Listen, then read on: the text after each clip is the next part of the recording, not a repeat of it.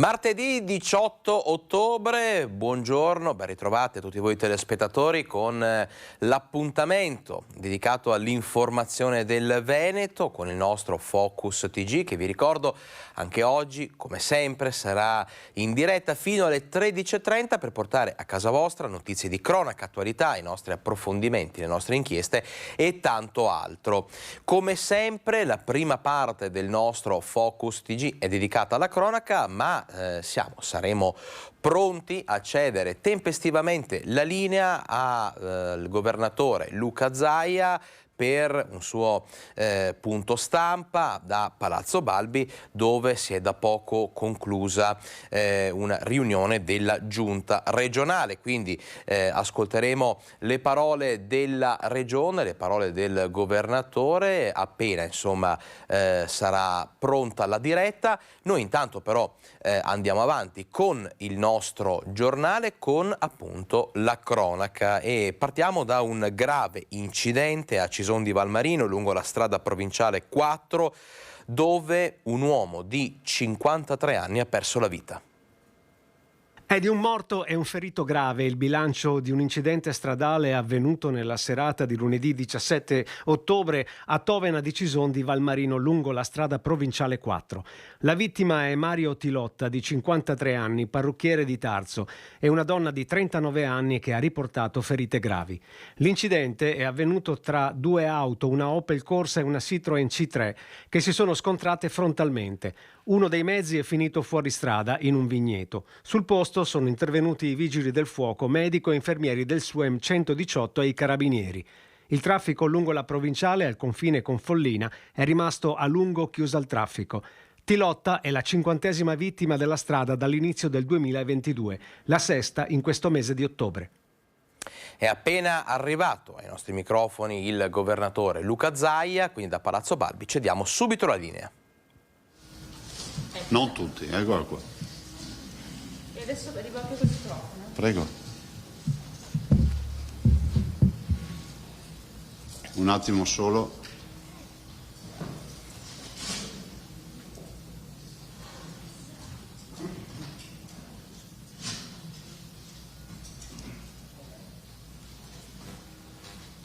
Perché effettivamente abbiamo iniziato un paio di minuti prima. Grazie. Grazie. Bene, allora io darei inizio. Allora, tra le tante comunicazioni abbiamo degli ospiti d'eccezione oggi che vorrei salutare perché facciamo comunicazione rispetto a quello che saranno i nuovi mondiali di canoa che si terranno ad Auronzo nel 2023. Invito qui al mio fianco Dario Vecellio Galeno, che è sindaco di Auronzo, prego. E anche presidente del comitato organizzatore, buongiorno sindaco, buongiorno a tutti. E Andrea Bedin, che è direttore generale del comitato organizzatore, e chiamiamo anche Padrin, tanto parla poco, presidente della provincia di Belluno, che saluto.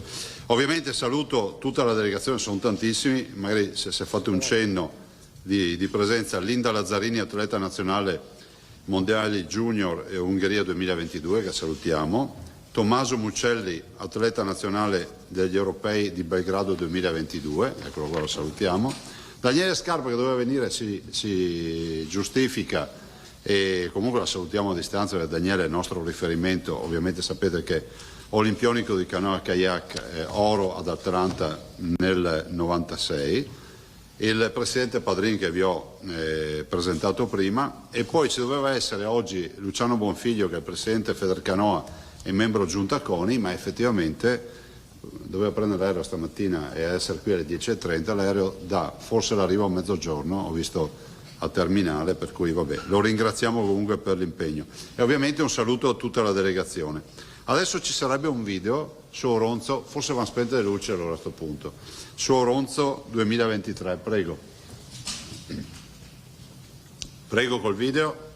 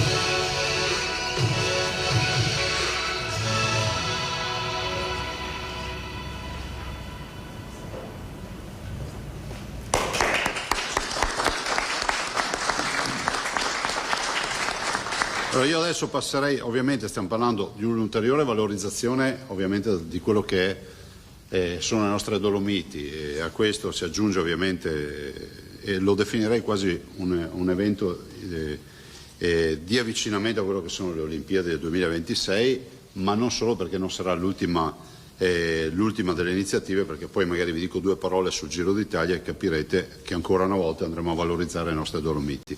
Passare la parola al Sindaco, prego, che è anche Presidente del Comitato Organizzatore. Prego. Grazie Presidente, buongiorno a tutti. Io porgo un breve saluto da parte dell'amministrazione comunale di Auronzo di Cadore e ringrazio in questa sede il Presidente Dottor Luca Zaia, il Presidente Padrin, il Presidente Bedin dell'ospitalità e dell'accoglienza e della volontà di fare le cose assieme che hanno dimostrato nei nostri confronti. La nostra comunità è pronta, stiamo lavorando per arrivare all'evento di luglio 2023 coesi, compatti, e quindi assieme alla Regione, assieme alla Provincia, assieme a Venis Canoe stiamo mettendo in piedi un programma di attività che ci porteranno a gestire al meglio questo evento che per la nostra comunità non è mai stato ospitato.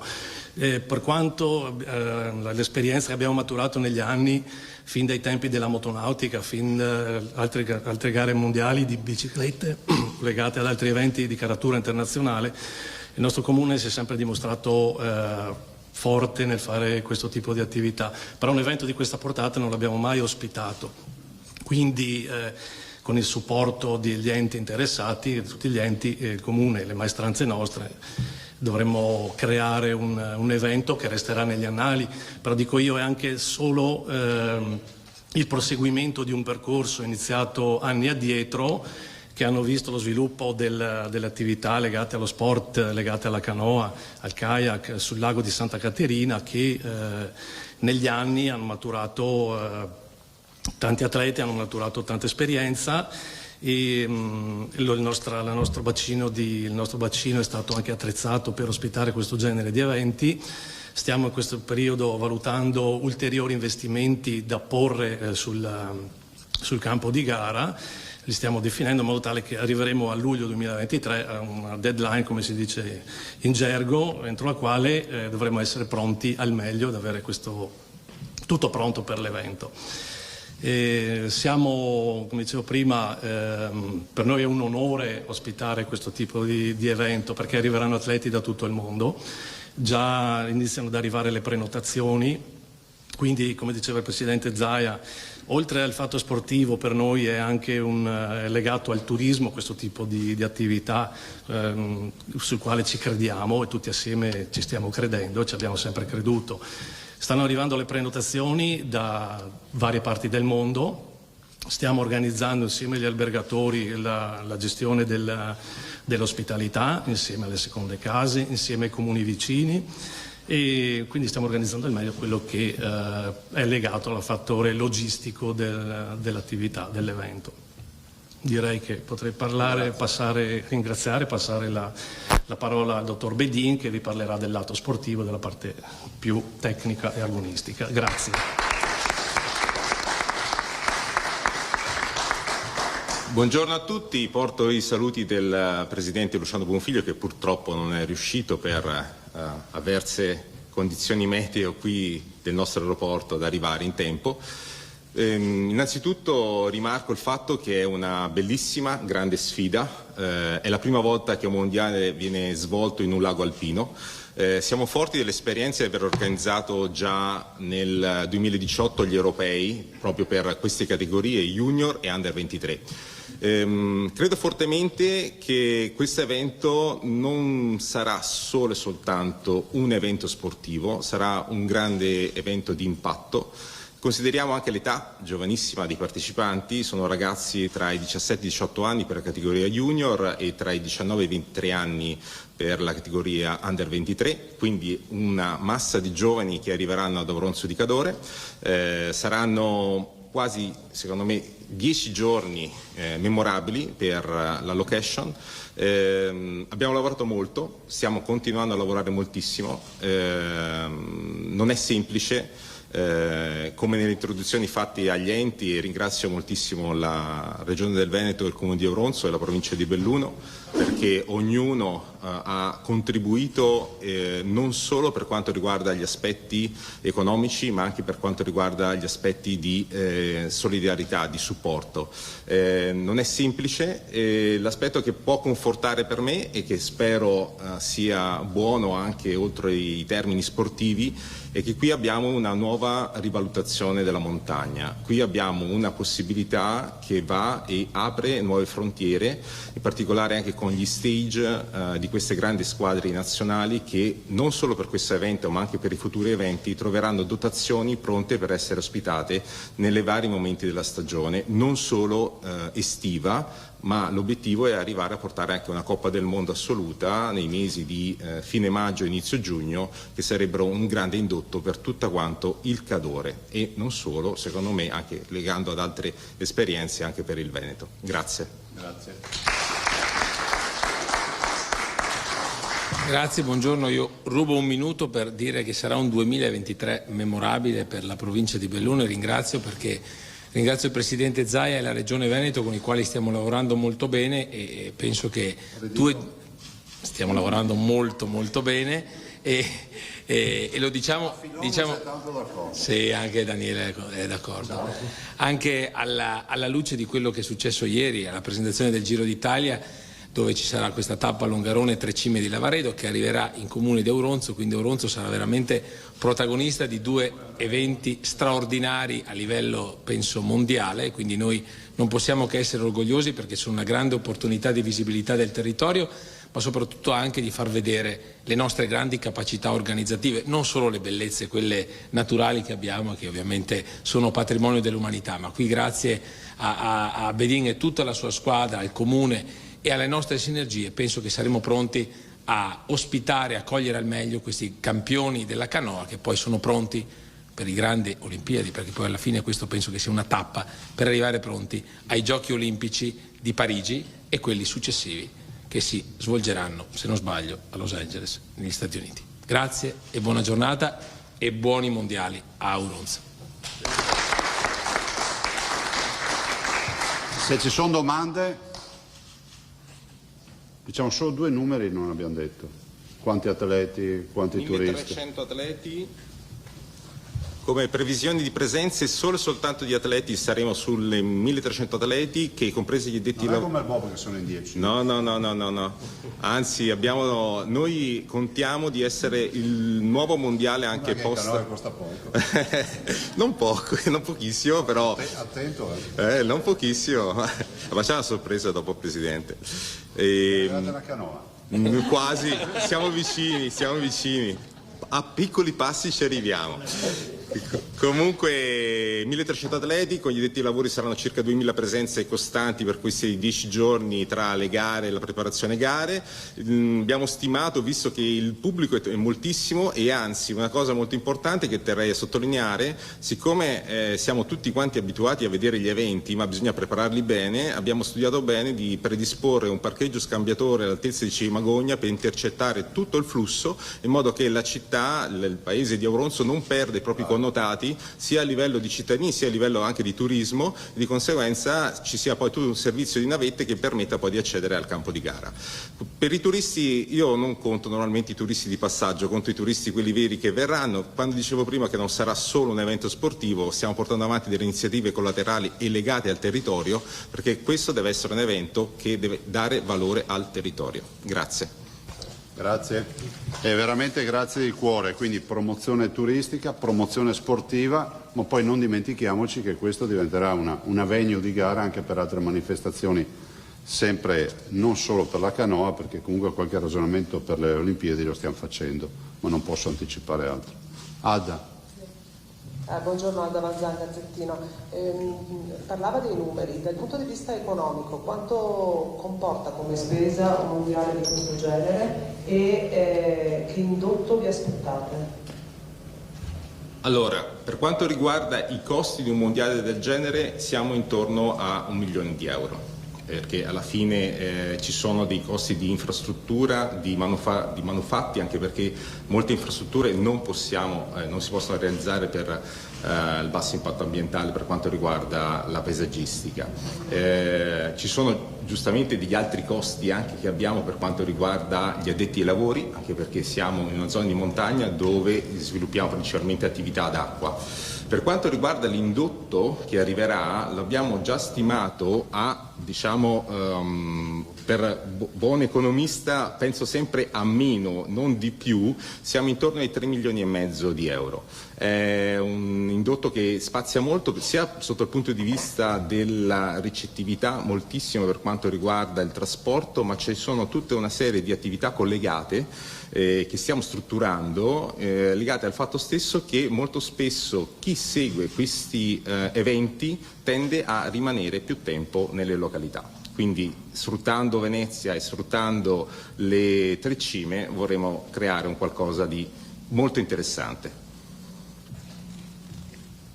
Altro? Posto? Grazie. Direi di chiudere con la partita della canoa. Possiamo salutarci qui? Grazie. Grazie mille. Grazie. Prego, accomodatevi. No, pensavo al regalo, ragazzi. Cioè.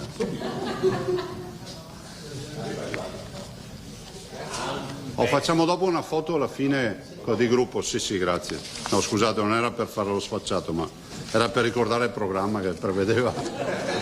Però volevo anche dirvi, giustamente, che noi anche quest'anno abbiamo chiuso la trattativa del Giro d'Italia. Voi sapete che, come si può dire, la ritualità prevede che si finisce il Giro, dopodiché il patron del Giro Vegni decanta lo stress e le incazzature del Giro, e alla volta di luglio, metà luglio, ci troviamo e cerchiamo di discutere delle tappe. Quest'anno insomma è andata bene, quindi veramente ringrazio Mauro Vegni e so che molti di voi sono andati ieri sera alla presentazione, e devo dire che quest'anno si chiude alla grande, perché comunque non è stato facile, perché considerate che io punto sempre le tre tappe, quest'anno è andata super bene, perché abbiamo la tappa 17 che è quella di mercoledì 24 maggio, che sostanzialmente, ve la faccio breve, da Pergine a Valsugana va a Caorle. Il nostro obiettivo era arrivare sulla costa, era arrivare nelle località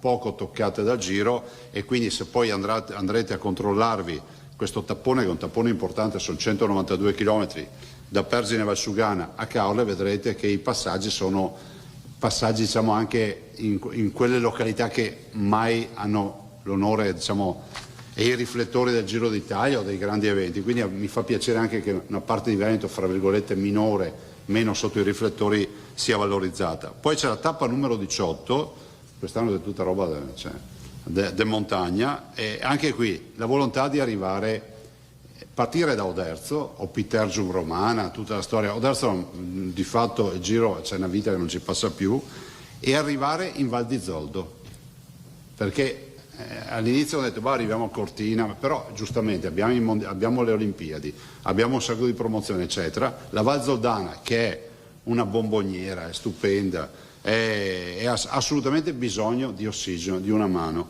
e quindi l'arrivo a Val di Zoldo è una novità assoluta, ed c'è un dislivello ovviamente in questa tappa di 3.700 metri, una tappa importante. Poi la tappa 19, che è la tappa che parte da Longarone, vi ricordo quest'anno sono i 60 anni del Vaillant, e si va dove? Alle tre cime di Lavaredo.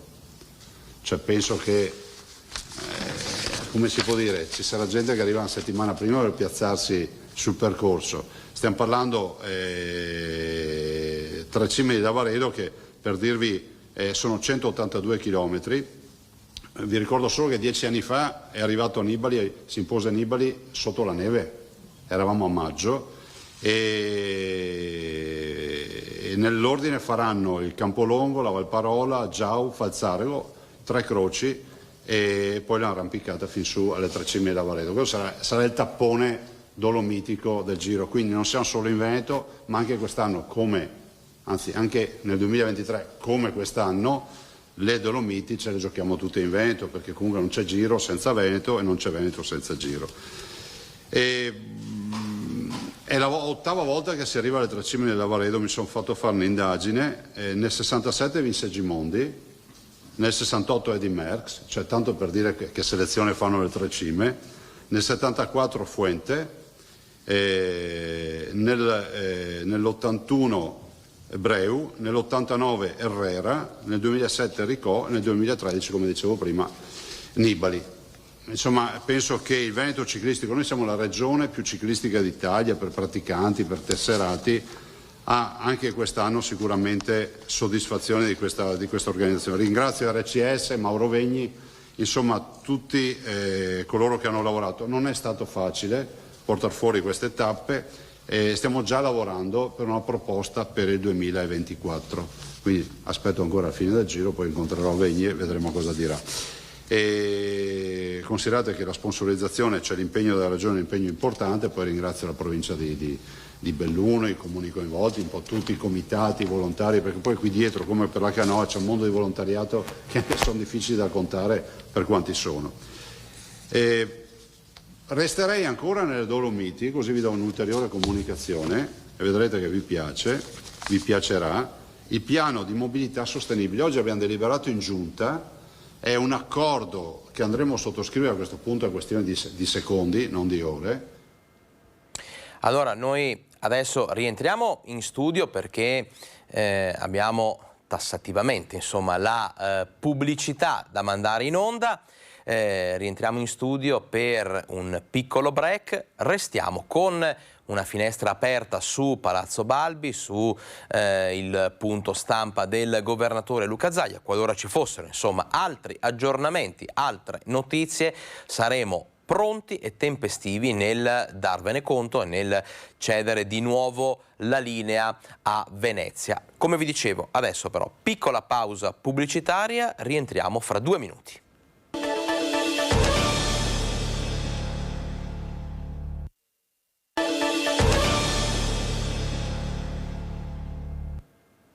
Ben ritrovati a Focus TG in diretta e allora, mentre come promesso teniamo aperta una finestra con Palazzo Balbi, con il punto stampa dopo la giunta regionale del governatore Luca Zaia, noi andiamo avanti con la cronaca. Purtroppo non ce l'ha fatta, è morto all'ospedale di Treviso il motociclista che era uscito di strada nei pressi dello stadio di rugby di Monigo. Non ce l'ha fatta Andrea Balzan, il motociclista 59enne di Preganziole che nel tardo pomeriggio di ieri ha perso il controllo della sua moto in via Cisole, poco distante dallo stadio di rugby di Monigo a Treviso, finendo rovinosamente a terra. Immediato l'arrivo sul posto dei sanitari del SUEM che lo hanno a lungo rianimato. L'uomo, una volta stabilizzato e cosciente, è stato portato al Caffoncello. Purtroppo, nonostante gli sforzi dei medici, durante la notte il suo cuore ha smesso di battere. Gli agenti della polizia locale di Treviso sono al lavoro per ricostruire la dinamica dell'incidente, ma è ormai certo che si tratti di una fuoriuscita autonoma, non ci sono altri veicoli coinvolti. La moto è stata posta sotto sequestro in attesa delle decisioni da parte dell'autorità giudiziaria. Si tratta della 5ª vittima di incidente stradale nella Marca da inizio ottobre. La notizia della morte di Balzan è piombata in piena notte a Preganziolo, dove l'uomo viveva con l'anziana madre. Abbiamo appreso di questa brutta notizia ieri, dopo che abbiamo visto la notizia dell'incidente. Non conoscevo personalmente il signor Andrea, ci dispiace davvero per quanto accaduto e siamo vicini alla mamma con cui viveva per il dolore che sicuramente proverà.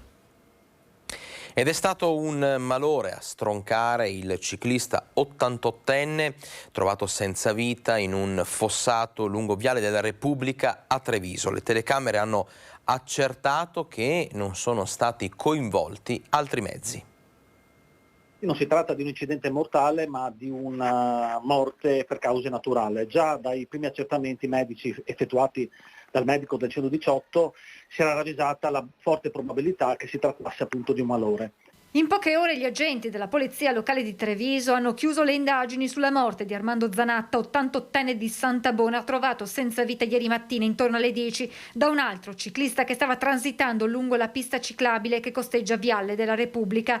L'anziano giaceva privo di vita in un fossato lungo la corsia che da Villorba conduce a Treviso. Accanto a lui la bici da corsa.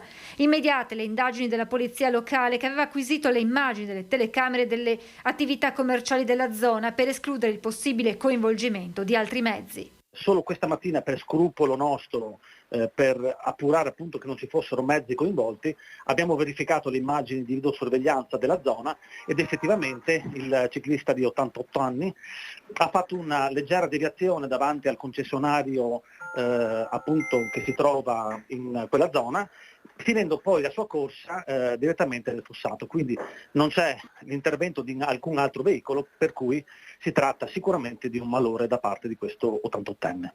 Si attende ora di capire se l'autorità giudiziaria deciderà di disporre ulteriori accertamenti medico-legali sul corpo dell'anziano che lascia la moglie e una figlia.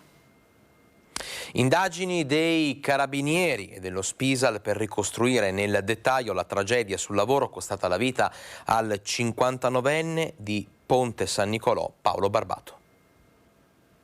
I carabinieri hanno acquisito le immagini di videosorveglianza del parcheggio condiviso dalle due ditte dove ieri a Pianiga si è verificata l'ennesima tragedia sul lavoro costata la vita a Paolo Barbato, 59enne di Scorzema, residente a Ponte San Nicolò, morto dopo essere stato investito da un furgone in retromarcia. L'autista del mezzo è risultato negativo all'alcol test e anche la velocità pare fosse nella norma, ma risulta comunque indagato per omicidio stradale. L'ipotesi più battuta è che si tratti di una drammatica fatalità. Paolo Barbato, socio della ditta Identità SRL, stava camminando nel parcheggio condiviso con l'azienda di catering Marchioro, di cui invece era dipendente l'autista del furgone che stava effettuando la manovra di retromarcia. Il conducente del mezzo non avrebbe visto il 59enne facendolo cadere a terra. Disperata la chiamata ai soccorsi fatta da un testimone, giunti poco dopo sul posto, ma per Paolo Barbato non c'è stato nulla da fare. Quando i soccorritori sono intervenuti, l'uomo aveva ancora lo smartphone in mano. Sembra infatti che nel momento in cui è stato investito stesse parlando al telefono. Le indagini sono affidate ai carabinieri di Dolo e ai tecnici dello Spisa dell'USL 3. Paolo Barbato lascia la moglie e 2 figli. Automobilista in evidente stato di alterazione vola in un fossato, sfonda la recinzione di un'abitazione e tenta di fuggire. È accaduto ad Altivone. Sono le 21:45 quando in via Corazzin si sente un forte boato. I residenti escono di casa e si trovano di fronte una scena inverosimile. Pensavamo fosse l'incrocio quello in via Laguna, quella principale, invece siamo usciti io e il mio vicino, abbiamo visto nella via, questa qui dove abito io, una via stretta che porta praticamente in mezzo alla campagna, una macchina sopra a un marciapiede, cioè sopra un muretto, diciamo, ecco. Siamo scesi e c'era questa persona dentro che provava in stato confusionale, che cercava di scappare, di andare via. La ruota anteriore sopra un muretto, mentre lui, in evidente stato di alterazione, tentava di accelerare per immettersi in strada. A quel punto i residenti hanno chiamato il 112. I carabinieri di Diese sono arrivati, diciamo, nell'arco di 10 minuti, stati molto bravi. Hanno messo la macchina davanti a questa qui per riuscire, per fare in modo che non scappasse, diciamo, e hanno provato a estrarlo dalla macchina, ma questo qui non voleva saperne, voleva scappare e andare via. I militari hanno messo la loro auto davanti a quella dell'uomo per evitare che riuscisse a scappare. Poi è stato chiamato il 118. Gli uomini del SUEM lo hanno trasportato in ospedale. Il pericolo era che potesse davvero muovere l'auto e immettersi sulla strada. Se lui proseguiva e si metteva nella principale avrebbe causato sicuramente danni, ma danni seri proprio veramente. Ed ora si attendono gli esiti degli accertamenti tossicologici e l'alcol test. La cosa preoccupante era che c'erano anche 2 seggiolini dietro di due bambini questa persona qua avrà avuto attorno ai 50 anni e infatti eravamo preoccupati se a bordo i carabinieri c'erano sti ragazzi insomma anche a bordo con lui. Continuano intanto le attività di controllo da parte dei carabinieri. Solo la notte scorsa hanno sanzionato 2 neopatentati sorpresi con tasso compreso tra 0,5 e 0,8 grammi per litro, altri 10 di età compresa tra i 19 e i 60 anni, sorpresi alla guida con valori ben superiori ai limiti di legge, e un automobilista è stato trovato positivo con tasso pari addirittura al 2,30 grammi per litro, mentre si continua a parlare di incidenti e tragedie sulla strada. E ve ne abbiamo parlato anche ieri, è tornato d'attualità il caso di una bomber dopo il riesame delle indagini effettuate da 4 procure del nord-est. Tra chi chiede la riapertura dell'inchiesta anche Maurizio Paniz, legale di Elvo Zornita, al tempo unico indagato della vicenda. Ho sempre sperato che le indagini proseguissero e non venissero interrotte, perché ho sempre sperato, prima di tutto come cittadino, poi come legale di Elvo Zornita, che si trovasse il colpevole o i colpevoli di questi attentati. Anche l'avvocato dell'unico indagato per gli attentati di una bomber si schiera con chi chiede alla Procura di Trieste di riaprire le indagini sui 34 attentati che hanno insanguinato il nord-est dal 1994 al 2006. Maurizio Paniz però non è ottimista su possibili nuovi risultati determinati dalle moderne tecnologie investigative. Personalmente penso che sia abbastanza difficile però a distanza di così tanto tempo riuscire a trovare degli elementi che integrino il quadro istruttorio che era stato raccolto a suo tempo con l'impegno di molte procure e di molti inquirenti. Perché va ricordato che le indagini sugli attentati hanno coinvolto 4 procure, Treviso, Venezia, Pordenone e Trieste, e lo studio della mole di dati che ha permesso di individuare alcuni aspetti poco approfonditi è stato possibile grazie all'autorizzazione del procuratore triestino Antonio De Nicolo. L'attenzione si è concentrata su un cappello ritrovato in un uovo inesploso tra quelli sequestrati nel supermercato di Portogruaro il 3 novembre del 2000. Poi c'è la nuova testimonianza della 28enne Francesca Girardi, che nel 2003 raccolse un pennarello esplosivo sotto un'arcata del Greto a Ponte di Piave.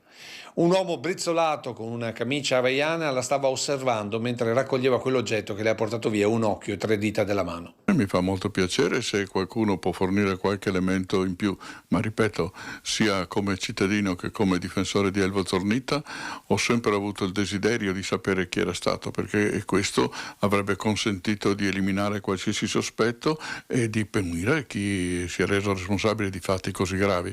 Per l'avvocato Paniz però molto potrebbe arrivare oggi proprio dalle nuove analisi sul cappello ritrovato.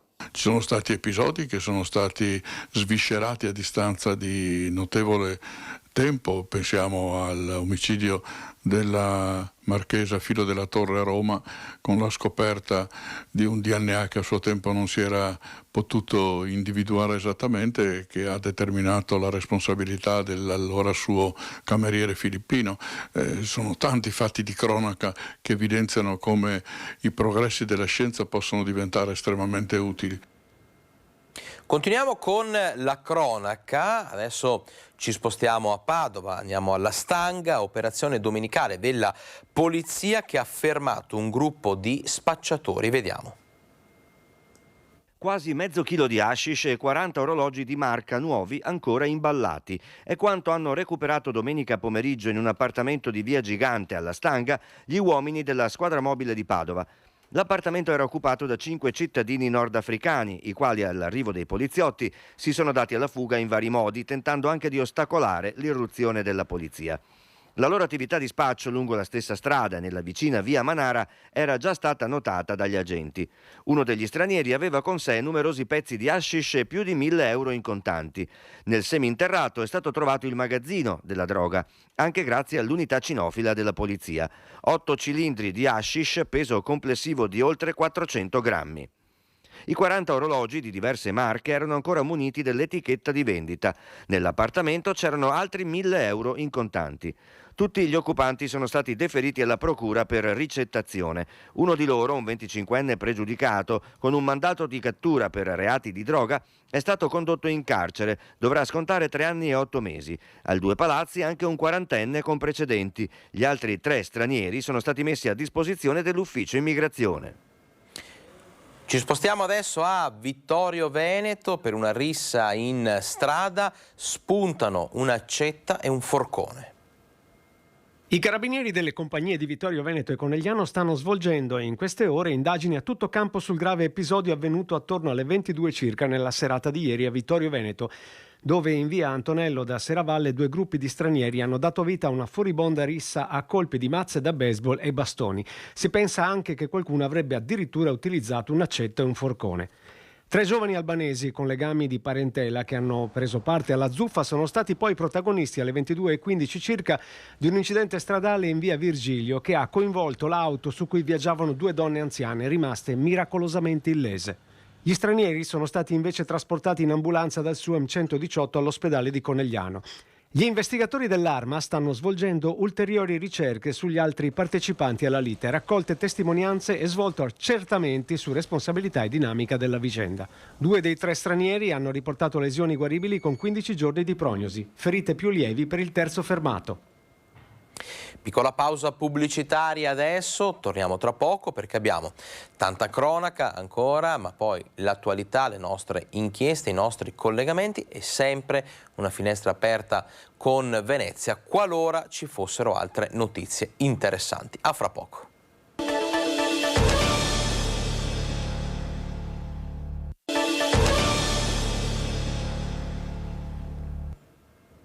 Sono quasi le 12:45, rieccoci in diretta con il nostro Focus TG, ma usciamo subito dallo studio per collegarci con la nostra collega Valentina Visentin da Padova, precisamente da Piazza Duomo, perché dopo l'ennesima rissa di sabato continuano ad arrivare le testimonianze dei gestori dei locali della zona ed è proprio con uno dei gestori la nostra Valentina. Alessandro Mazzone, titolare del Bar, che suo malgrado la notte tra sabato e domenica è stato testimone della rissa avvenuta in Piazza Duomo. Cosa è accaduto a te e al tuo dipendente? Allora, ciao Valentina, sabato sera avevamo questo catering molto importante in Piazza Duomo, in realtà in un palazzo di Piazza Duomo che si affaccia su Piazza Duomo e mentre stavamo proprio caricando noi ci eravamo accorti precedentemente che c'era stata una rissa, ci eravamo tenuti ben distanti, ma dall'altra parte della piazza ci è arrivata una bottiglia da oltre 50 metri vuota che ha sfiorato me e poi ha colpito sul piede uno dei ragazzi che era impegnato con me in questo catering. Siamo andati incontro e in quel momento poi io ho anche registrato questo video che poi abbiamo pubblicato e che abbiamo messo a disposizione delle forze dell'ordine. Cosa è successo? C'è successo che mentre andavamo ci siamo accorti, questo un po' con poca cautela, ci siamo accorti che uno dei ragazzi teneva in mano un coccio di bottiglia rotto con il quale aveva sfregiato precedentemente quell'altro ragazzo sempre in piazza, mentre l'altro ragazzino, avranno avuto circa 15 anni, 15-16 anni, non lo so esattamente, aveva invece un San Pietrino in mano che poi mi ha scagliato contro quando ha visto che registravo il video. Sono gravi episodi che ormai si ripetono di continuo. Cosa è accaduto poche settimane fa all'interno del locale? Allora, anche questo devo dire è un fattaccio. Noi siamo un piccolo locale in centro, non teniamo 1000 coperti. Mi sono dovuto munire di buttafuori. Perché? Perché proprio qualche settimana fa invece abbiamo avuto un episodio di non della stessa gravità, ma un episodio comunque grave, perché un cliente si è permesso di tirare un pugno ad un altro cliente, anzi un delinquente comune che è entrato, che è riuscito ad entrare nel locale e ha sferato un pugno ad un imprenditore poverino che poi ha sporto denuncia. Ma devo dire, la cosa che ritengo veramente incredibile di questi tempi è che un ristorante si debba dotare di un buttafuori. Io ricordo negli anni '80 in cui il buttafuori c'era nelle discoteche, c'era nei locali di 1000 persone, non nei ristoranti. I ristoranti che si debbono dotare oggi di questo servizio di sicurezza è incredibile. È un problema, dici, che forse riguarda un po' una fascia di gioventù, visto che non accade solo a Padova, ma anche in Treviso, Venezia? Allora, ti dico la verità, io sono trevigiano ed estate mi trasferisco perché mia moglie insieme alla famiglia ha un'attività commerciale anche a Jesolo. Sono ormai episodi quotidiani che riguardano il fine settimana e riguardano tutte queste 3 province. Ho scritto una cosa un po', come dire, che voleva trarre un po' l'attenzione delle persone, perché so che queste cose di solito scagliano un po' di attenzione. Ho scritto in questo post che io ricordo Treviso con lo sceriffo Giancarlo Gentilini. La ricordo per un motivo però, in particolare, perché è un dato che nessuno ha mai il coraggio di diffondere. Treviso negli anni in cui era governata Giancarlo Gentilini è stata la provincia italiana con la maggiore integrazione. Questo è un dato che dovrebbe farci riflettere. Adesso non dico che come dire, che il governo di Giancarlo Gentilini in tutto sia stato perfetto, eccellente, però da questo punto di vista è stato un punto di riferimento per tanti amministratori. Credo che dovremmo tornare ad avere un'idea precisa di quella che sia la sicurezza dei nostri cittadini, insomma, di tutti noi. Grazie ad Alessandro Mazzone. Insomma, il tema della sicurezza e soprattutto di Piazza Duomo a Padova resta caldo, e dalla città è tutto. Restituisco la linea allo studio. Grazie Valentina Visentin, grazie a te, grazie al tuo ospite. Noi continuiamo con la nostra scaletta, con i servizi dedicati alla cronaca. 20 anni, scappa in moto all'ALT della polizia locale a Loreggia. Il giovane è stato denunciato e multato pesantemente. Una denuncia per resistenza pubblico ufficiale e 3.000 euro di multa per le 12 violazioni al codice della strada, come passaggio con il semaforo rosso, velocità pericolosa, mancanza di assicurazione e guida di un veicolo radiato. Le ha collezionate un 20enne di Loreggia, fuggito a tutta velocità a una pattuglia della polizia locale. Sapeva di essere alla guida di una vecchia moto 125 appartenuta in passato allo zio, che usava a suo dire sui campi e per i trasferimenti a casa, senza più targa perché radiata e senza assicurazione. Pizzicato nella frazione di Loreggiola, con una serie di manovre pericolose ha seminato la pattuglia, ma non è servito. Gli agenti della Federazione del Campo Sampierese sono riusciti lo stesso a identificarlo e a denunciarlo alla Procura della Repubblica di Padova. Dovrà rispondere dell'ipotesi di reato di resistenza pubblico ufficiale. Davanti ai vigili il giovane ha ammesso le sue colpe. Ci ha rimesso ben 49 punti dalla patente di guida, che non perderà perché è in possesso del solo foglio rosa. Nel prossimo servizio vi raccontiamo di una lite violenta tra 2 fidanzati. Vediamo. Le urla, i toni accesi, fra 2 fidanzati scatta una lite furibonda. In un momento, in zona Fonderia, l'attenzione dei passanti viene rivolta ad una coppietta. Un 35enne dominicano cerca di calmare gli animi. I 2 sembra fossero passati anche alle mani. Lo straniero cerca in qualche maniera di difendere la ragazza, ma non riesce a far desistere il compagno, che continua con il diverbio, fino a quando il 35enne decide di mettersi in mezzo per dividere i 2. Ma la sua buona azione la paga cara. Viene aggredito e colpito con un oggetto contundente. Intanto sul posto arrivano le volanti della polizia. Il cittadino domenicano è costretto a ricorrere alle cure dei sanitari. L'uomo viene medicato all'ospedale di Treviso. La sua prognosi è di qualche giorno. Per lui una brutta esperienza e la paura che potesse finire anche peggio. Sul caso sta indagando la polizia, che sta cercando di ricostruire quanto accaduto. Altra lite fra più persone nella sinistra Piave, sempre nella notte tra sabato e domenica. A Vittorio Veneto si sarebbero affrontate a calci e pugni 2 gruppetti di cittadini stranieri. Immediata la chiamata al 112, ma quando sono arrivati i carabinieri sul posto, i protagonisti della zuffa si erano già dileguati per evitare guai. Ora saranno visionate le telecamere di videosorveglianza per l'identificazione dei responsabili. Dopo i fatti accaduti in zona Fiera la scorsa settimana con l'omicidio del 52enne kosovaro, l'attenzione delle forze dell'ordine rimane alta e le segnalazioni anche di liti ma violente vengono immediatamente segnalate dai cittadini al 112 e al 113. E adesso chiudiamo per un attimo la pagina di cronaca, parliamo di attualità. Come sempre in questo periodo l'attualità riguarda problemi legati al rincaro dei costi, alle bollette sempre più salate, alle difficoltà di famiglie, imprenditori, amministrazioni locali, insomma associazioni, difficoltà nel riuscire a far fronte alle spese, da quelle quotidiane a quelle che insomma tengono in vita un'azienda e tutto il comparto chiaramente di riferimento. L'aumento del costo del metano sta però cambiando, sta incidendo sulle scelte dei veneti, le scelte per quello che riguarda le forniture energetiche, così sempre più cittadini ma anche imprenditori scelgono di staccarsi dalla rete del metano per installare bomboloni di GPL in giardino. Vediamo. È sempre più fuga dal metano per case ma anche per fabbriche della marca. E il dato più evidente è l'aumento del 150% delle richieste di bomboloni di GPL alle diverse compagnie fornitrici. Ma chi è che sta fuggendo dal metano?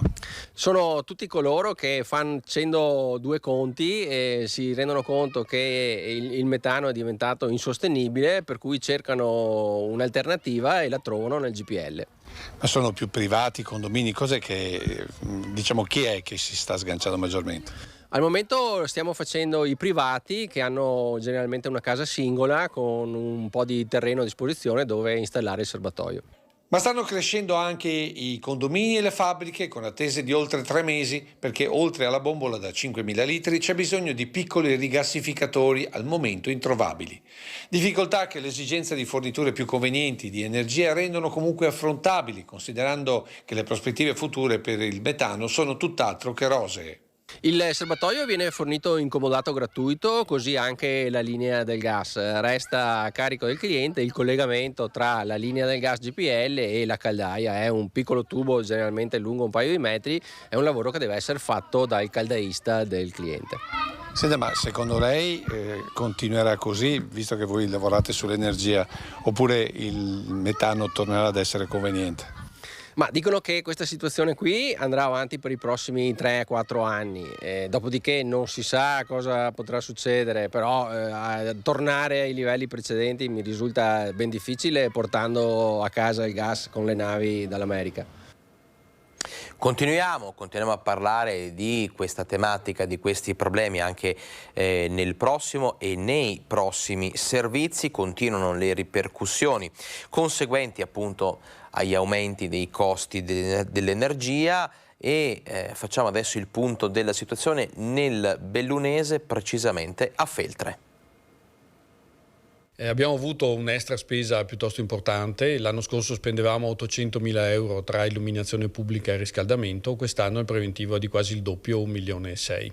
E mancano per cui 750.000 euro da reperire. Come del resto sta accadendo per le altre amministrazioni, oltre che per i cittadini e le imprese, anche il Comune di Feltre si sta adoperando per fronteggiare i rincari sul fronte dei costi dell'energia. Per bilanciare gli aumenti al netto degli aiuti provenienti dallo Stato, l'amministrazione Fusaro ha annunciato alcuni provvedimenti che nello specifico riguardano la sospensione dell'illuminazione pubblica dalle 23 alle 6 del mattino, operazione che dovrebbe consentire un risparmio di 250.000 euro su base annua, oltre che la chiusura parziale dei musei, che saranno aperti solo dal venerdì alla domenica, e la razionalizzazione degli spazi riscaldati nei palazzi. Dispiace dover chiudere la luce di notte, garantiremo comunque l'illuminazione nei posti di interesse pubblico, la stazione dei carabinieri, l'ospedale, la stazione ferroviaria, dove possono essere anche delle emergenze o dei cittadini che devono recarsi di notte.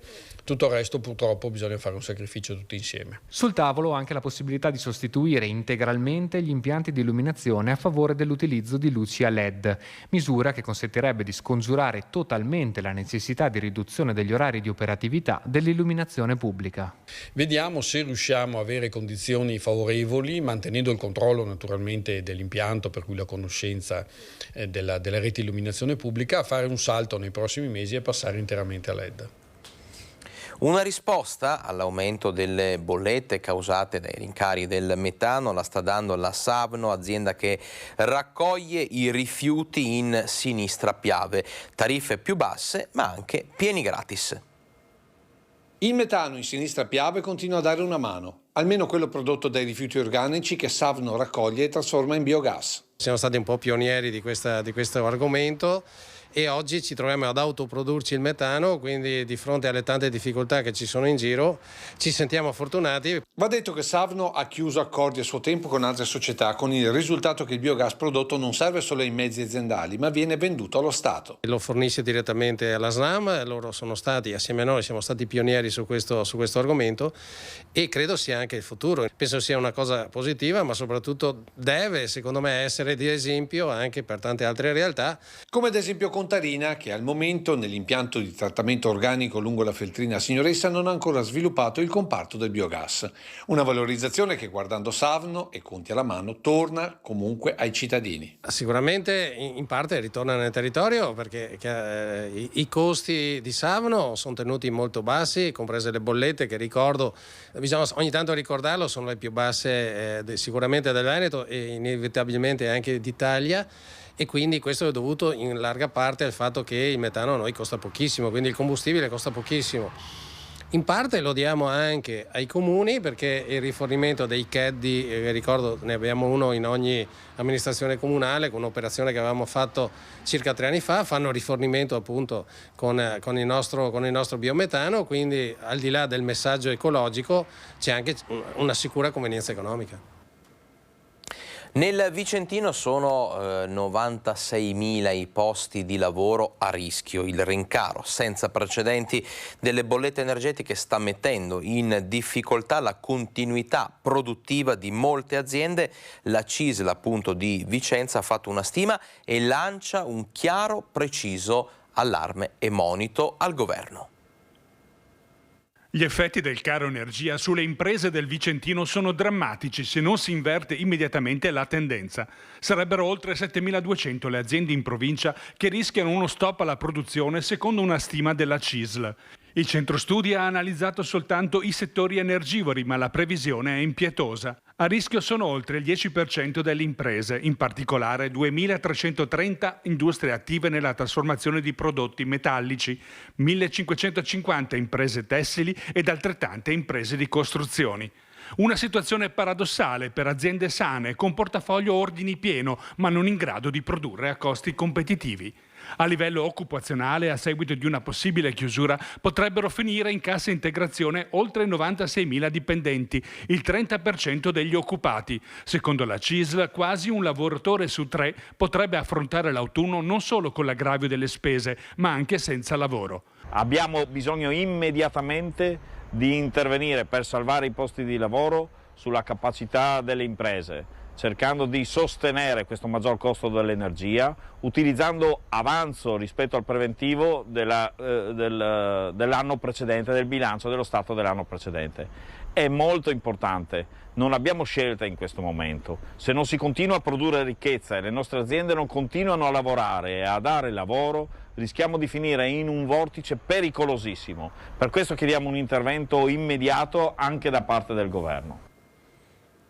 Ultimo break pubblicitario per il nostro Focus TG, 2 minuti di pausa, ritorniamo con voi con tante altre notizie, approfondimenti, servizi, insomma dobbiamo parlare di sanità, dobbiamo parlare di ancora attualità e poi turismo, costume, curiosità, insomma restate con noi.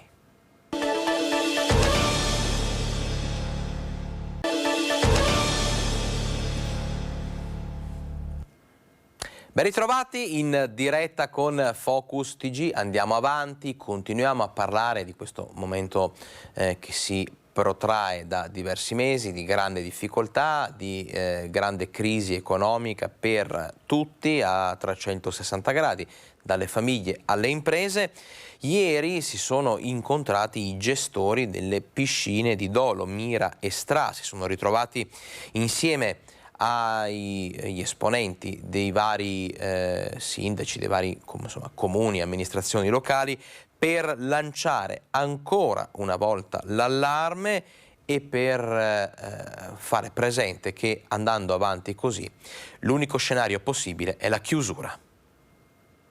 Se continua questo trend difficilmente riusciamo a tenere in equilibrio i conti delle piscine. Da 136.000 euro a oltre 300 sono le cifre che i gestori delle piscine si trovano a dover sostenere a causa del caro energia. Per questo stamane insieme ai sindaci si sono incontrati i gestori degli impianti natatori pubblici di Mira, Dolo e Stra. Sarà difficile cercare di contenere questi costi perché non possono essere contenuti. Come diceva Marino, le piscine sono aperte 24 ore al giorno e chiuse 2 giorni all'anno. Non si possono abbassare le temperature, non si possono abbassare né quella dell'acqua né quella esterna, diciamo, dell'aria. Non si può rischiare che impianti che hanno colmato un vuoto sociale, perché qui facciamo attività agonistica ma siamo presidi della salute, siamo in realtà imprenditori che operano nel territorio garantendo un servizio alla socialità che va dai ragazzini agli anziani, alle donne in tutte le fasce di età. L'appello va alle istituzioni. Noi facciamo un appello fortemente a tutte le forze politiche che hanno il dovere di mettere in condizioni i servizi agli utenti e ai cittadini di funzionare. E in una situazione drammatica come questa noi chiediamo fortemente che ci sia una sinergia forte e disponibilità forte da questo senso.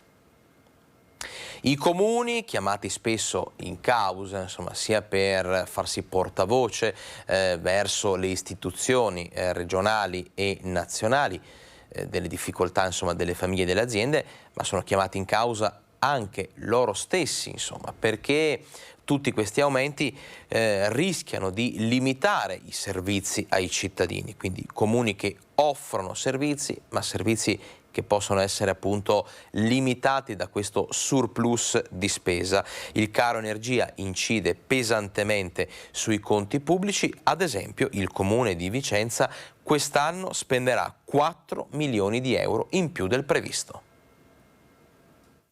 La maledizione dell'energia. I costi stanno aumentando in modo esponenziale. L'autunno caldo è uno scudo che sta riparando dal caro bollette, ma l'inverno è alle porte e il freddo è in arrivo. Famiglie e attività produttive dovranno fare i conti con luce e gas, e anche i comuni. Caro bollette è il pensiero di questo momento di qualsiasi amministratori. Le casse comunali del comune sono in difficoltà dappertutto, anche nel comune di Vicenza. Abbiamo uno sbilancio solo per i costi energetici intorno ai 4 milioni di euro. Stiamo trovando il punto di equilibrio attraverso una delibera di assestamento e le preoccupazioni sono tante. Ora serve un piano di riorganizzazione energetica per tagliare o risparmiare elettricità e gas senza creare disagio ai cittadini. Il 30 di ottobre intanto è previsto il ritorno all'ora solare, ma il sindaco di Vicenza sostiene il mantenimento dell'ora legale. Speriamo che arrivi un governo stabile velocemente, che faccia delle scelte anche coraggiose, anche in controtendenza rispetto all'austerity che spesso magari in Europa viene applicata,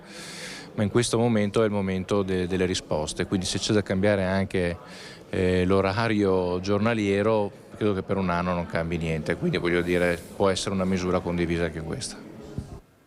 Cosa dicono i vicentini di questo momento di difficoltà, di queste spese difficili da sostenere? Lo abbiamo chiesto direttamente a loro.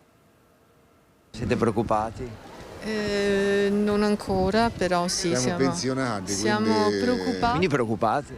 Certo, sì, siamo in attesa della prossima, vediamo com'è. Avete già idea di come organizzarvi a casa? No, consumare meno, la cosa più semplice. Sperate che lo Stato e il governo intervenga?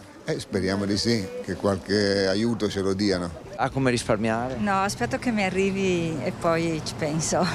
Perché non vuole, cerca di rimandare il problema. Esatto. Ha già avuto qualche bolletta aumentata? No, per ora no. È certo che sono preoccupato. Ha già avuto riscontri? No, finora no, però mi aspetto che nel prossimo futuro imminente arriveranno bollette care. Ce la farà lei se ci sarà un aumento così forte delle bollette? Penso di sì. Interverrà lo Stato secondo lei? Dovrà? Preoccupato sì, tanto per tutti, solo che io a suo tempo sono stato un po' più previdente, ho fatto un contratto col prezzo fisso e bisogna essere un attimo accorti su queste cose. Quindi adesso per il momento tira un sospiro di sollievo. Per il momento sì, ma sono preoccupato per la situazione generale. No, quando arrivano non le paghiamo. Inflazione in continua crescita, a Padova sfiora il 9,8%. Inflazione in salita anche nel mese di settembre, a certificarlo i dati Istat che parlano di un rincaro dell'8,9% su base annuale sul territorio nazionale. In città, a Padova, va ancora peggio perché il tasso annuale sale al 9,8%. La parte del leone la fanno i rincari energetici che vanno poi a condizionare gli aumenti di tutta la filiera produttiva. Con l'energia, ovvero col gasolio, si trasportano le merci hanno bisogno di essere movimentate e quindi aumentano i costi di movimentazione delle merci, cioè è una catena. Non convince i rappresentanti di categoria del commercio la soluzione di alzare i tassi da parte della BCE. Quello che mi preoccupa in questo momento, francamente, è il rimedio, che è un rimedio, come dire, da un punto di vista tecnico corretto. Cioè io aumento i tassi di interesse per cui vado in qualche modo a disincentivare l'inflazione. Però qui il problema non è un'inflazione legata, come abbiamo visto, nel passato legata alla crescita per consumo o per speculazione. Qui parliamo di un problema legato all'energia. La richiesta al nuovo governo è di intervenire perché se si ferma il Veneto si ferma l'Italia. Se andiamo a peggiorare la situazione economica delle imprese, anche con un'impennata dei tassi sui mutui, credo che ne usciremo molto male e ricordiamoci sempre che il Veneto è uno dei motori, forse il motore più importante della locomotiva Italia. Facciamo adesso una panoramica, un punto della situazione per quello che riguarda la campagna vaccinale, sia contro il Covid, ma in questo momento principalmente contro l'influenza stagionale. Quindi parliamo di salute e di sanità nei prossimi servizi. Partiamo dal punto della situazione all'ULSS 2, circa 158.000 le dosi, al via la campagna vaccinale contro l'influenza. Il vaccino potrà essere somministrato insieme a quello anti-Covid. Oggi abbiamo in pratica in consegna il vaccino che la nostra ASL ha ordinato, circa 158.000 dosi di vaccino che iniziano fin da oggi ad essere distribuite. Parte con anticipo la campagna vaccinale antinfluenzale del S2 Marca Trevigiana, scelta strategica della Regione Veneto per combattere l'ondata influenzale che quest'anno sembra bussare prima del previsto. La nostra ULSS già da domani mattina alcuni medici di medicina generale, alcuni pediatri e le case di riposo sicuramente potranno iniziare la vaccinazione e poi progressivamente entro il 24 ottobre saremo tutti a regime e tutti avremo iniziato a vaccinare. Laboratori vaccinali ULSS, case di riposo, medici di medicina generale, pediatri e farmacie. Questa è la mappatura della campagna vaccinale rivolta agli over 60, bambini e categorie specifiche. Rivolto a partire dai 60 anni di età,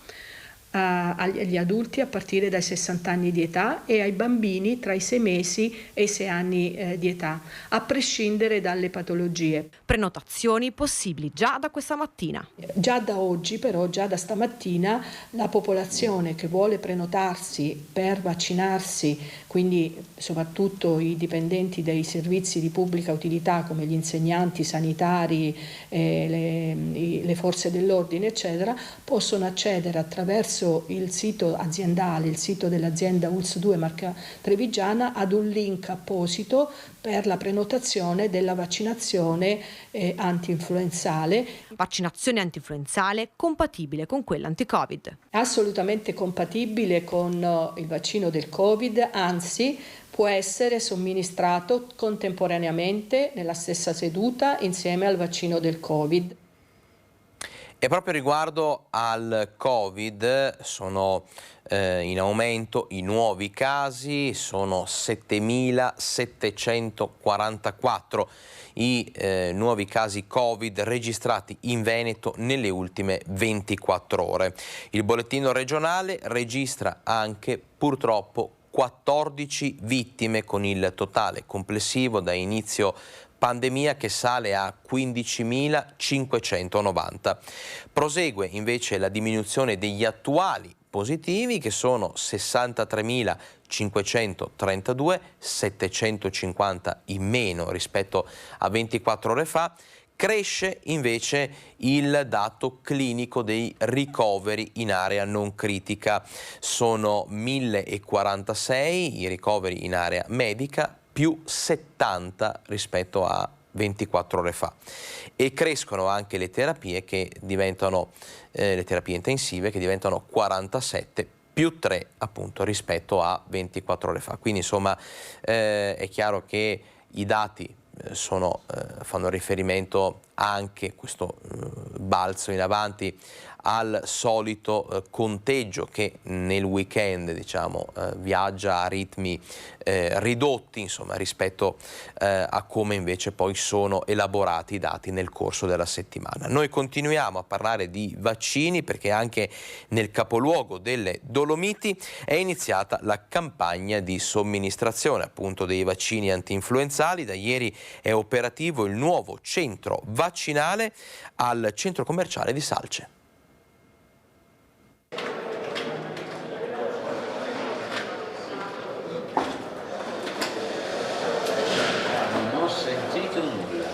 Al via la campagna di vaccinazione antinfluenzale nel nuovo centro vaccinale situato al centro commerciale di Salce. All'inaugurazione stamane hanno partecipato molte autorità civili e religiose per dare risalto all'importanza del ruolo della prevenzione, specialmente per i soggetti più anziani oppure affetti da patologie croniche.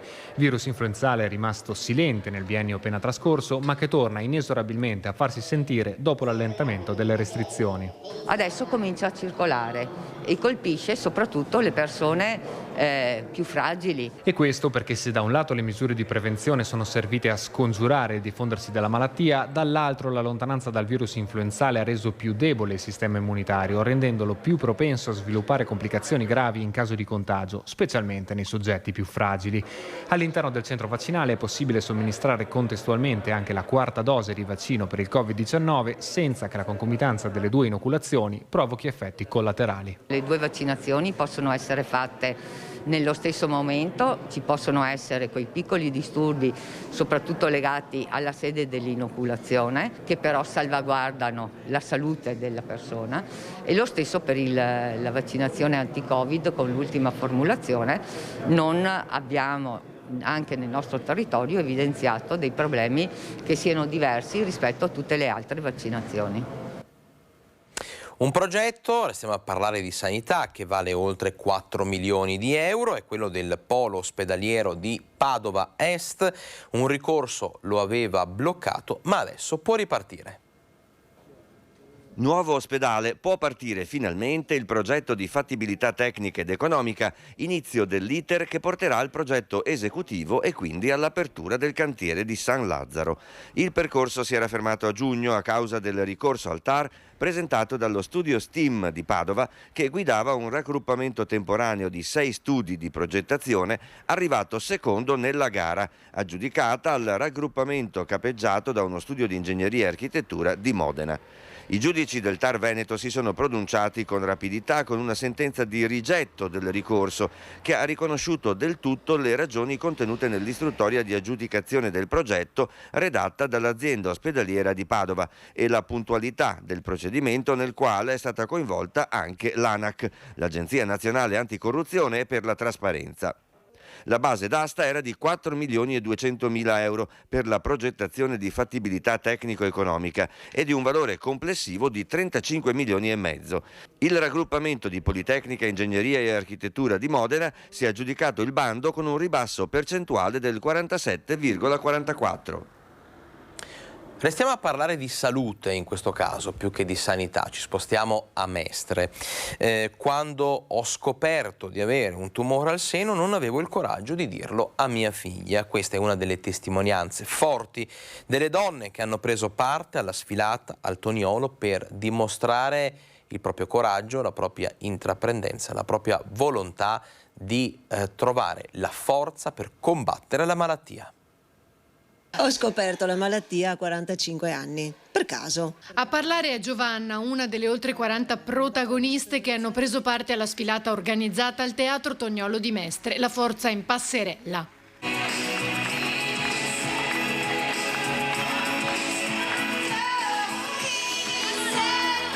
Nonostante la malattia siamo qua e abbiamo voglia di far vedere che possiamo vivere col sorriso ancora sulle labbra. Donne dai 28 ai 73 anni che si sono scontrate con il tumore al seno e che hanno trovato la forza di reagire, dimostrando come nonostante tutto la femminilità rimanga, senza nascondere la loro paura dal momento in cui hanno scoperto la malattia. Terrore, paura. Il primo pensiero è andato a mia figlia, che aveva 13 anni, e non potevo pensare che perché la parola tumore nella mia esperienza di vita era praticamente morte, perché non sapevo cosa andavo incontro, quindi avevo una figlia di 13 anni e il mio pensiero è stato quello per primo, cioè non ho pensato a altro, cioè il pensiero solo di doverla lasciare, e invece poi è andato tutto bene, sono felicissima di tutto quello che è stato dopo. Veramente, per me è stato una rinascita di tutto, della vita, vedi la vita in un altro modo. Da Mestre adesso voltiamo pagina, ci spostiamo a Bassano, è stata rinviata a martedì prossimo in Sala Ferracina, in comune, la conferenza dei servizi per discutere del caso San Lazzaro. Caso San Lazzaro a Bassano, dove una delle storiche aree agricole della città rischia di essere trasformata in una colata di cemento. L'argomento era all'ordine del giorno della conferenza dei servizi, che però è stata rinviata a martedì 25 ottobre alle 9:30 per disguidi tecnici. Presenti le parti interessate, anzi non tutte, perché oltre ai rappresentanti di comune e i tecnici delle aziende coinvolte nella costruzione dei nuovi capannoni, di residenti nell'area, i primi a scendere in campo per proteggere il loro verde, ce n'erano solo 2, e non per loro disinteresse. Siamo stati informati venerdì e logicamente c'è il sabato, la domenica e niente. Eravate solo in 2, ma non perché voi non volevate essere qui. No, è lunedì mattina e alle 10, forse di sera andrebbe un po' meglio. Senta, c'è stata una volontà secondo lei di convocarla in maniera così repentina e a quest'ora del mattino? Spero proprio di no. Cosa siete pronti a fare come cittadini, come residenti in quell'area? Stiamo già proteggendo quest'area e qua mi scendono le lacrime, perché io vorrei sapere, queste persone che vogliono costruire, se hanno intorno a loro dei fabbricati così, cosa potrebbero pensare o fare? Non lo so. Comunque siamo determinati, andiamo avanti, perché è un'area verde e unica, ha tutto, è un gioiello per la città. È un gioiello che potrebbe diventare anche un interesse turistico. Come martedì 9:30 pensiamo in sala consiglio, però se controllate alla volta di qualche giorno sul sito mettiamo un piccolo link in cui la conferenza è interposta talora. Alle 9:30 martedì prossimo lei ci sarà? Sì, se la faranno, sì, se non ci sono altri inconvenienti, sicuramente. E proprio su questa questione che sta a cuore a tanti bassanesi è intervenuto l'assessore all'urbanistica di Bassano, che conferma le conferenze dei servizi su San Lazzaro saranno aperte al pubblico. Le conferenze dei servizi su San Lazzaro si fanno, anzi no, si rimandano, e il rinvio si trasforma nell'occasione per l'amministrazione di Elena Pavan di coinvolgere maggiormente i cittadini, come era stato promesso fin dall'inizio, cosa che pare non essere avvenuta con la doppia conferenza di inizio settimana. Credo che il principio sia condivisibile. Questa mattina era appunto fissata una conferenza dei servizi, ma per motivi tecnici non mancava la corrente in municipio e poi c'erano dei problemi di collegamento. Abbiamo preferito anche per questo motivo spostare di una settimana su una sede tra l'altro più appropriata, in maniera tale da lasciare spazio al pubblico. Con questi presupposti c'è da star certi che molti cittadini saranno presenti al doppio appuntamento della settimana prossima, che rappresenta il rush finale di un percorso piuttosto accidentato. Questa conferenza dei servizi sarà l'inizio di un percorso anche di compartecipazione dove verranno analizzate quelle che sono le proposte progettuali e anche le partite di scambio, diciamo così, tra quello che è il privato e poi la pubblica amministrazione. È anche vero che bisogna ricordare che ci sono due percorsi distinti, uno che è di natura tecnica ed è il percorso della conferenza dei servizi, ma poi c'è sempre il percorso quello politico dove si arriverà poi in Consiglio Comunale e dove si esprimerà il voto su queste progettualità. Insomma, il riassunto di un gran bel periodo di fuoco per la città e la politica cittadina. Due iter, uno tecnico, l'altro decisamente politico, che decideranno il futuro di Bassano e disegneranno, in ogni caso, il territorio per i prossimi decenni. Restando a Bassano, domenica è stata una giornata di grande sport, di grandi eventi, di grande ciclismo. La Veneto Classic si è confermata un successo, un evento di respiro internazionale, ma il traffico in città è stato bloccato e la circolazione è andata in tilt. Veneto Classic, una gara ciclistica di respiro internazionale, un biglietto da visita importante per la città e per il territorio. Una domenica di sport che ha ridato a Bassano lo slancio dei bei tempi. Tutto bene se ci si ferma a considerare l'evento in sé e la sua organizzazione. Le note dolenti sono quelle che riguardano disagi e problemi alla circolazione. Pazienza, direte voi, in fin dei conti si è trattato di poche ore. Ecco, non proprio. Se parliamo di pazienza, quella dei bassanesi, e non solo, è stata messa a dura prova. Tantissime sono state le segnalazioni che sono arrivate alla nostra redazione di cittadini tutt'altro che accondiscendenti. Non sono mancati i problemi, ad esempio, a chi dall'altopiano è dovuto scendere in pianura per trovare la farmacia di turno aperta. Da Asiago a Bassano quasi 3 ore fra attese e deviazioni. Una città tagliata a metà con la concomitanza di tanti altri eventi come le Domeniche del FAI o la mostra in centro dedicata al Canova. Proprio molti negozianti del centro hanno manifestato il proprio disappunto per non essere stati tutelati a sufficienza da chi ha predisposto il piano di viabilità. Insomma, la Veneto Classic è stata la classica moneta dalle due facce. Bene, benissimo per lo sport, per la visibilità e per la promozione del territorio. Male per chi è rimasto fermo, tagliato fuori, imbrigliato da modifiche alla viabilità da modificare e pianificare meglio in futuro. Voltiamo pagina, voltiamo scenario e ci spostiamo da Bassano a Venezia perché il patriarca di Venezia, Francesco, ha ripreso il suo cammino, il suo peregrinare per quello che riguarda la visita pastorale, un percorso che causa Covid, insomma, era stato interrotto per 2 anni. Vediamo. Il patriarca Francesco riprende con vigore ed entusiasmo il suo peregrinare per portare la buona notizia del Vangelo tra le comunità veneziane e parrocchie del centro storico, un cammino che Monsignor Moraglia aveva interrotto con l'insorgere dell'emergenza pandemica, proprio per tutelare la salute di tutti ed evitare assembramenti durante gli incontri, ma che ha sempre avuto nel cuore di riprendere non appena possibile.